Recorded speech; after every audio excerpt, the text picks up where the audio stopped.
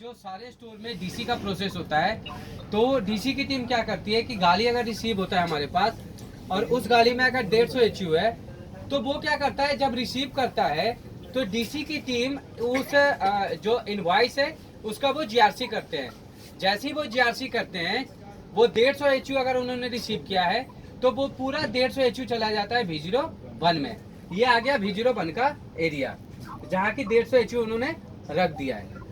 अब क्या करता है सुबह आने के बाद डीसी की टीम कि इसमें से एक एक एचयू करके ले जाता है डीसी के अंदर, इसका पुट अवे करने के लिए। स्टोर की टीम जब अंदर ले जाती है तो इसमें से एक एक पीस निकाल कर बिन को स्कैन करके उस बिन में इसको डाल देती है, जिसको हम कहते हैं पुट अवे होना।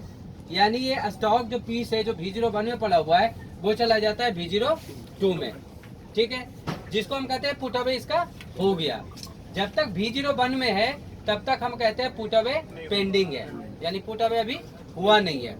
अब स्कैन करने के बाद जिस जिस बिन में ये हम डालते जाएंगे उस बिन में इसका पुट अवे हो जाएगा, यानी सिस्टम को पता चल जाएगा कि ये माल डीसी के इस बिन में पड़ा हुआ है, मतलब ये आर्टिकल डीसी के इस बिन में रखा हुआ है, ठीक है।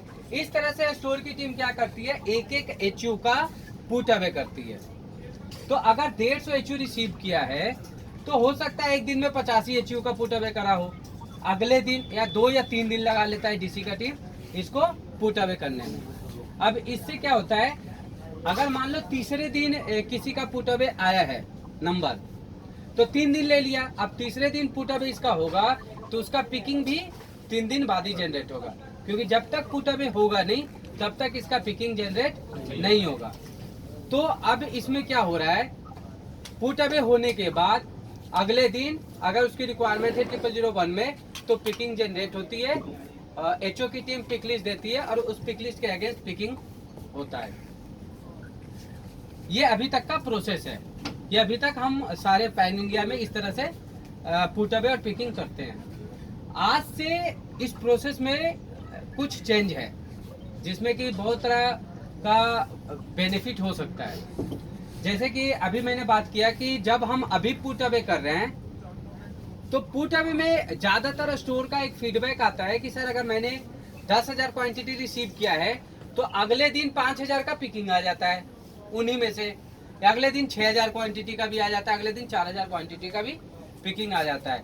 तो फिर क्यों हम बार बार पहले पुट करते हैं फिर पिक करते हैं, दोबारा स्कैनिंग करने की जरूरत पड़ जाती है। दूसरा, 3 दिन का भी टाइम लगेगा। स्टोर के पास होता है कि मुझे तो आज ही चाहिए, तो हम आज जब तक पुट अवे नहीं होगा तब तक हम इसका पिकिंग जनरेट नहीं कर पाएंगे। इस तरह का 2-3 एक तरह से ड्रॉबैक है अभी वाली एक्टिविटी का। अब जैसे फेस्टिवल्स में क्या होता है कि जब आपका स्टॉक यहाँ आता है तो फेस्टिवल्स में ज्यादातर टाइम क्या होता है, हमें डायरेक्ट 0001 में ट्रांसफर करना पड़ता है। क्यों? क्योंकि डीसी का पूरा बिन भर जाता है, जो कि अभी सबने ये देखा, एक्सपीरियंस किया है पिछले महीने कि होली में मैक्सिमम स्टोर्स का बिन भरा हुआ था और उसके बाद V01 में माल पड़ा हुआ था, ना तो पुट अवे हो पा रहा था और ना उधर से पिकिंग हो पा रहा था। और तो और स्टोर क्या कर दे रहा था कि जो माल भी आया है उसको भी कहीं ना कहीं गलियों में रख देता है, मतलब डीसी का जो गली है उसमें, जिसके वजह से पिकिंग भी नहीं हो पा रहा था। तो खास करके फेस्टिवल के टाइम में इसका सबसे ज्यादा हमें नुकसान हो रहा था, जिसकी वजह से हम as per pick list picking नहीं कर पा रहे थे, अननेसेसरी का डायरेक्ट ट्रांसफर करना पड़ रहा था। तो इन सबों का जो होली में ही हमने सोचना शुरू किया था कि इन सबों का सोल्यूशन क्या है, समाधान क्या है, इस प्रोसेस में और क्या हम इम्प्रूवमेंट कर सकते हैं जिससे कि इन सारी जो इश्यूज है उससे मतलब बच सके या सोल्यूशन उसका हो सके। तो अब आज जो नया प्रोसेस है वो मैं आपको बताना जा रहा हूँ। ये था पहले का जो प्रोसेस, और उस प्रोसेस में क्या कमियां थी और उसको कैसे समाधान करना है अगले प्रोसेस में बताता हूँ। ये पहला कंप्लीट करता हूँ, पहला वीडियो ये बन गया। पहले में